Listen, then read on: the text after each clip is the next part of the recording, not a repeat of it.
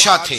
بہت بڑی سیٹ ہوتی ہے بادشاہ. ہمارے ملک میں جو وزیر اعظم ہوتے ہیں نا، وزراء اعظم، وہ بادشاہ نہیں ہوتے، وہ جمہوری لوگ ہوتے ہیں. چھٹی نام بھی کو دے تو 5 سال کے بعد چھٹی تو کرنی ہے نا. لیکن جو بادشاہ ہوتے تھے وہ مطلق ہوتے تھے، جب تک زندہ ہیں تب تک بادشاہ.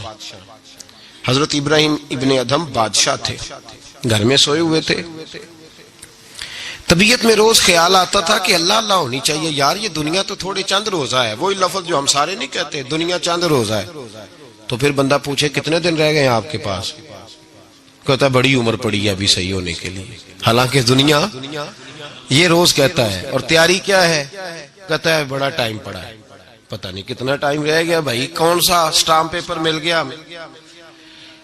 تو حضرت ابراہیم بن ادھم کہتے ہیں میں بھی روز جھگڑا کرتا تھا اپنے آپ کے ساتھ. پتہ مجھے تھا سارا. روز تسبیح لے لیتا، تھوڑا سا وقت نکال لیتا، 10 منٹ، کبھی 1 گھنٹہ، کبھی چلا گیا، کبھی نہ گیا، کبھی کر لیا، کبھی رہنے دیا. تڑپ اندر بڑی تھی لیکن کوئی روٹین نہیں تھی. تو عادتیں بھی ساری وہی تھی، کھانا مرضی کا، سونا مرضی کا، پہننا مرضی کا، آنا جانا اپنی طبیعت کا، کوئی پابندی نہیں. ایک دن میں اپنے خوابگاہ میں، بادشاہوں کے جو محل ہوتے تھے نا ان کے اندر جو خوابگاہ ہوتی تھی وہ اتنی عجیب ہوتی تھی کہ دور دور تک کسی آدمی کو پیدل چلنے کی بھی اجازت نہیں ہوتی تھی کہ بادشاہ کی نیند خراب نہ ہو. پیدل بھی کوئی نہیں چل سکتا تھا. حضرت ابراہیم ابن ادھم فرماتے میں اپنی خوابگاہ میں بیڈ پہ لیٹا ہوا تھا. چھت پر کسی کے چلنے کی آواز آئی. یہ سیمٹ کے چھت تو اب آئے ہیں نا، پہلے سارے چھت وہی ہوتے تھے جن پہ بالے پڑے ہوتے تھے. تو کہتے ہیں کسی کے چلنے کی آواز آئی تو میں نے زور سے آواز دے کے کہا، میں نے کہا کون ہے چھت پہ؟ طاقت ہی نہیں کسی کی چھت پہ کوئی آئے. میں لیٹا تھا اور سوچ رہا تھا اللہ اللہ کرنی چاہیے. کون ہے چھت پہ؟ تو کہتے ہیں اوپر سے ایک شخص بولا، کہنے لگا ابراہیم میرا اونٹ گم ہو گیا، اونٹ تلاش کر رہا ہوں، اونٹ گم ہو گیا.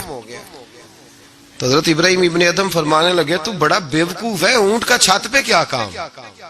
چھت پہ اونٹ کا کیا کام؟ تو کہتے ہیں وہ بندہ اوپر سے بولا، کہنے لگا ابراہیم میں نہیں بیوقوف، بیوقوف تو ہے. اگر چھت پہ اونٹ نہیں ملتا تو نرم نرم بستر پہ خدا بھی کوئی نہیں ملتا. یہ تو جہاں تو تلاش کر رہا ہے نا کہ ادھر ہی آ جائے گا تو بات بن جائے گی، یہاں بھی کوئی نہیں ملتا. اٹھ، کوئی پابندی کر، کوئی اللہ اللہ کر. تو بھی نرم نرم بستر پہ تلاش کر رہا، توڑ اس بت کو، باہر نکل، پتہ تجھے سارا ہے. حضرت ابراہیم ابن ادھم فرماتے میں باہر نکلا. جو اپنے وزیروں میں سے مجھے اللہ سے زیادہ ڈرنے والا لگا اس کے سپرد میں نے حکومت کی اور میں نے ٹاٹ کا لباس پہنا اور جنگل میں چلا گیا. تیری تلاش میں پھرا میں جنگل، پہاڑ اور دشت میں. فرماتے زندگی بتا دی. اللہ نے اتنا نوازا، اتنا نوازا. کیا فرماتے ہیں اگر میرے منہ سے نکل جاتا تھا نا اللہ دن بڑا گرم ہو گیا ہے، تو آپ فرماتے ہیں اسی وقت اللہ بارش عطا فرما دیتا تھا. پھر یہ حالات ہو. ایک دن بیٹھے تھے سوئی دھاگا لے کے دریا کنارے، کرتا تھوڑا پھٹ گیا تو اس کو سی رہے تھے. پرانے زمانے کا جو وزیر تھا وہ گھوڑے سے قریب سے گزرا تو کرتا سیتے دیکھا حضرت ابراہیم ابن ادھم رحمت اللہ علیہ کو. حضرت ابراہیم ابن ادھم سی رہے تھے تو وزیر آیا، دیکھا اور دیکھ کے کہنے لگا حضور دیکھیں نا آپ کتنے پریشان ہیں، کرتا سی کے دینے والا بھی کوئی نہیں.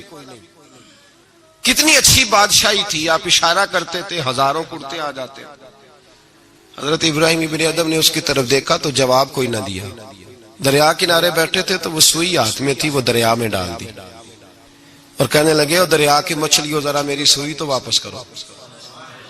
دریا کی مچھلیوں سوئی تو دو. ہر مچھلی اپنے منہ میں ایک ایک سونے کی سوئی لے کے آ گئی، ایک ایک سونے کی سوئی لے کے آئی، سونے کی سوئی لے کے آئی. حضرت ابراہیم ابن ادھم فرمانے لگے اور جانے دو یہ سونے کو تو میں لات مار کے آیا ہوں، مجھے میرے والی سوئی دو، وہ جو زانگا لوٹ تھی. تو ایک مچھلی وہ سوئی لے کے آئی، آپ نے پکڑی اور پھر دیکھا وزیر کی طرف، کہنے لگے وہ بادشاہی اچھی تھی یا یہ بادشاہی اچھی ہے. مجھے امید ہے آپ کو یہ ویڈیو پسند آئی ہوگی. اس کو لائک کر دیجئے اور چینل کو سبسکرائب کر دیجئے تاکہ ہر نئی آنے والی ویڈیو کا نوٹیفیکیشن آپ کو بر وقت مل سکے. اگلی ویڈیو تک اللہ